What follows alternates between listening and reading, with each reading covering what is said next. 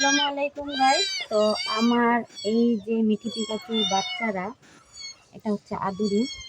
ওদেরকে আমি প্রতিদিন এই ঝুড়ির ভিতরে ঘুম পাড়াই। ওরা এখনো মানে কি বলবো, 1 মাস 4-5 দিন বয়স হয়েছে, তারপরও ওরা এখনো এখন একটু মোটামুটি সাইজ বোঝা যায়। এত ছোট ছিল মিঠি, তো এবার ওদেরকে দুধ খাওয়াই নেই, হয়তো বা বড় জোর 3-4 দিন বা 5 দিন দুধ খাওয়াইছে, তাও ধীরে ধীরে খাওয়ানো লাগছে।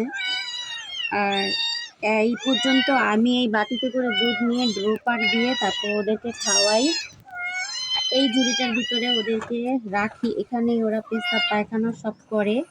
আবার বাচ্চাদের মতো আমি ওদেরকে কি বলবো, একবারে লেদা বাচ্চা, যে আমাদের মানুষের বাচ্চা যেভাবে পালে ওইভাবে ওদেরকে আমি চেষ্টা করতেছি পালার। প্রতিদিন এই যে ন্যাকড়া, এগুলো ওরা পেশাব পায়খানা করে প্রতিদিন 5-6 বার পাল্টানো লাগে। পাল্টিয়ে পাল্টিয়ে ওদেরকে এভাবে আমি খাওয়াচ্ছি। তো একটু এখন খাওয়া শিখছে নিজেরাই।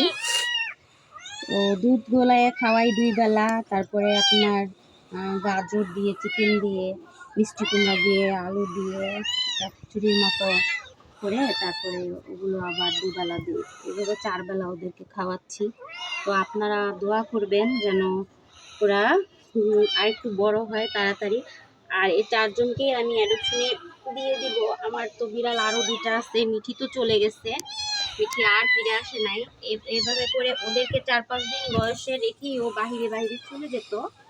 বাহিরে বাহিরে চলে যাওয়ার পরও ও আসতো, কিন্তু এবার আর আসেনি। প্রায় আজকে 10 দিন হয়ে গেছে। তো কি বলবো, থাকলেও দুধ দিত না, আর এখন তো নাই, এখন তো আরো জ্বালা।